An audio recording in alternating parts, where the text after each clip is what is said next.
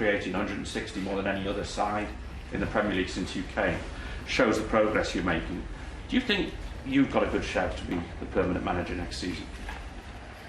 I have no idea, and would you like to be? I haven't made any thoughts about that, because my focus is on Sunday and then the next game against Tottenham and Atletico, and there is no, to be honest, no time and no space for me to think about anything else than the upcoming games. During your unveiling, your very first press conference, you said you'd be open to at least considering the permanent job. So no. Is it right to surmise change your opinion? I exactly know what I said. I said with a twinkle on my eye, I said maybe at one stage at the end of the season, yes, I might recommend myself to the club in my role as an advisor. This is exactly what I said. So you'd still do that? Pardon? You still do that with a twinkle in your eye? I don't know. It's not the end of the season. We have another 11 games to play, and hopefully not only one, but a few more Champions League games. So right now we have enough to do to prepare ourselves for the game on Sunday, and this is where my full focus is. Robert, it's your first derby, it's your first meeting with Pep. What are you expecting?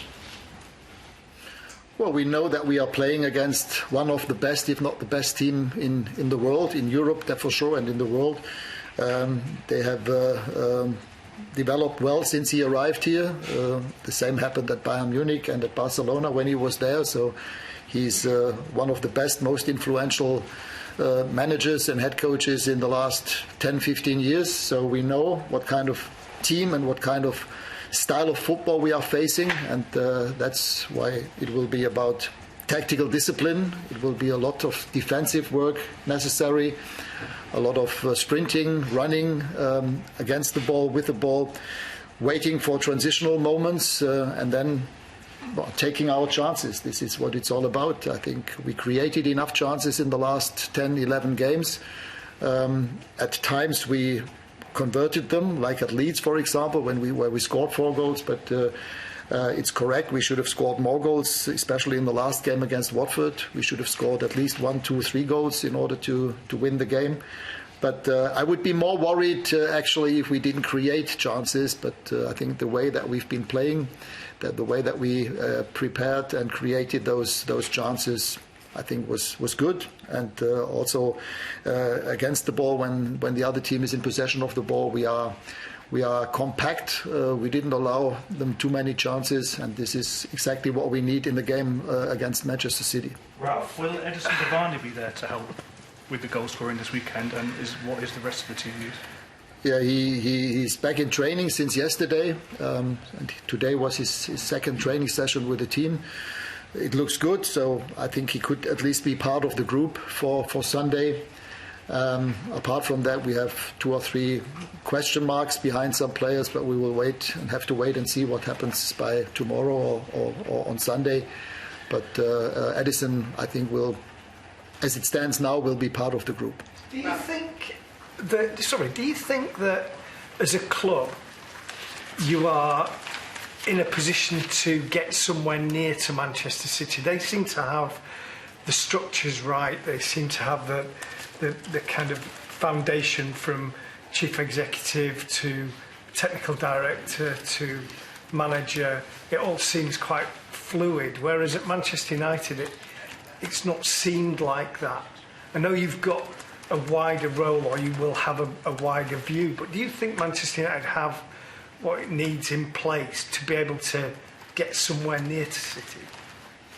To be honest, I haven't thought about that actually, and I don't know. I don't even know the structure or the setup at Manchester City. I know most of the people here in our club, but again, my focus was and still is on developing the current team and getting the best out of this season.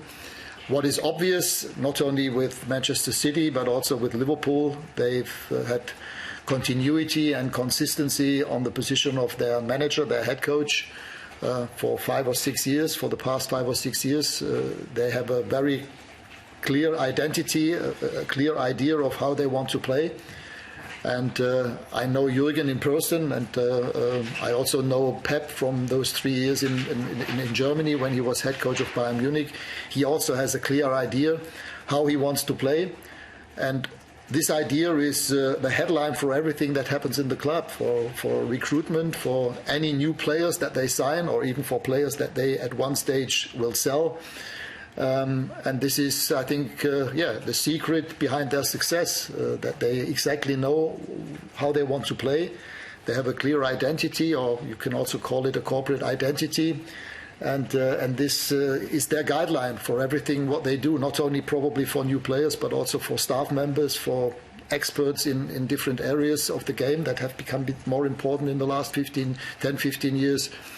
And this is what all the top clubs in Europe have in common. And this is something that I think also at Manchester United needs to be developed and improved in the next couple of years. So the way that you're trying to get your team to play at the moment, Ralph, would you expect next season and the season after, whoever the new coach is, would you expect that the things that you're putting in place now to be adhered to in terms of style of play, etc., by the next guy?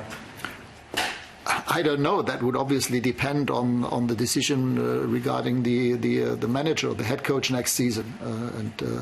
Every head coach has his own idea of football.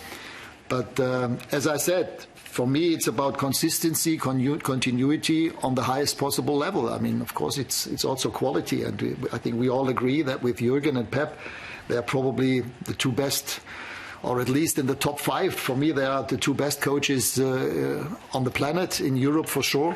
And this is what it's all about. In fact, it's pretty easy in football. You need to have the best possible people. You need to have a clear idea of football, and then stick to that idea and take your decisions always with having in mind what do we want to be, how do we want to play. Ronaldo has one goal, I think. Ronaldo one goal in his last 10. After the Watford game, you said that you couldn't really play anyone else. You didn't have any other options there. To what extent is it perhaps a failure of forward planning at this club, that you're reliant on a once great player at 37 whose best days are clearly behind him, and it's clear that he's struggling to play 90 minutes week in, week out? To what extent is that a failure of the club? Look, a few things that happened in the last couple of weeks or 2 months or 1.5 months couldn't have been foreseen by nobody. Now with Edison at least being available for the game and for the upcoming games, we have other options. I mean, with Marcus Rashford, we have another player where I will insist and continuously be behind him and with him to develop him. I mean, we achieved that with quite a few other young players in the past, and I don't see why this should not happen with Marcus. He's got abundant talent, he's got the pace, he's got the physicality, he's got everything that you need for a modern striker, no matter if he's playing from the wing or in the center. And I will put all my energy into that to help him to take the same pathway that other players did in the last 3 months. With the process now underway for a new manager, I just wondered, and your consultancy at the end of this time, how involved will you be in that process to select the new manager?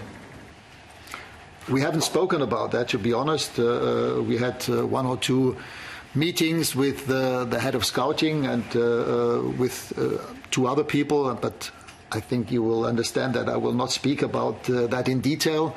But about the possible new manager or about the managerial position next season, we haven't spoken as yet.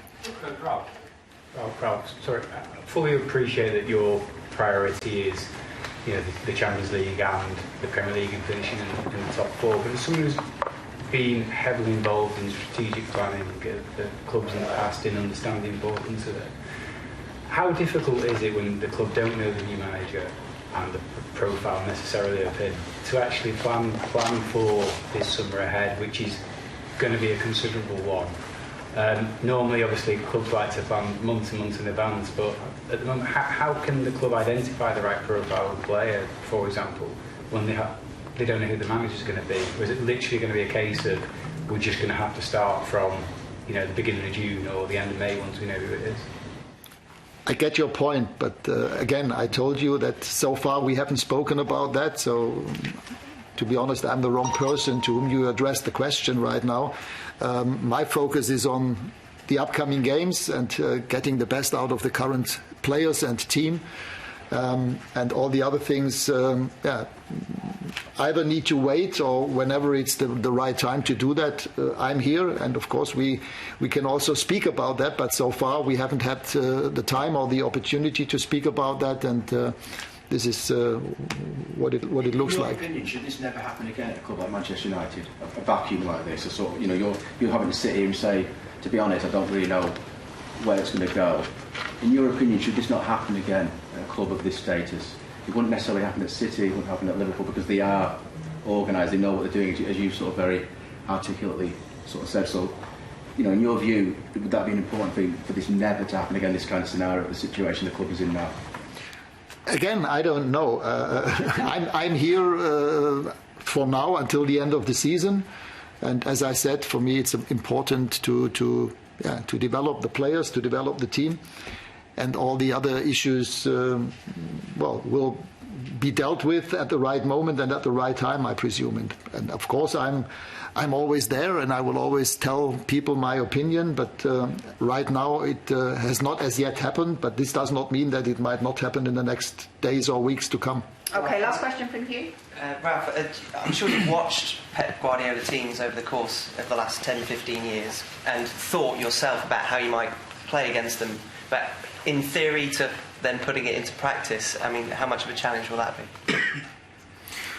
I mean, in the end, it's about controlling the game, about not letting them play and having them the ball just without any pressure, because this is exactly what they're looking for. They're always looking for creating an overload of players in half spaces, even with their goalkeeper almost playing like a centre back, with at least one of their fullbacks playing on a midfield 6 position, playing with a false 9, always dropping back into midfield. So this shows we are fully aware of the idea, how they want to play. And for us, it's about always finding moments where we can put them under pressure, where we hopefully can take the ball away from them, and then taking advantage of those transitional moments. And there were some teams in the last couple of weeks and months who could do that. And it's up to us to show on Sunday that we can also do that.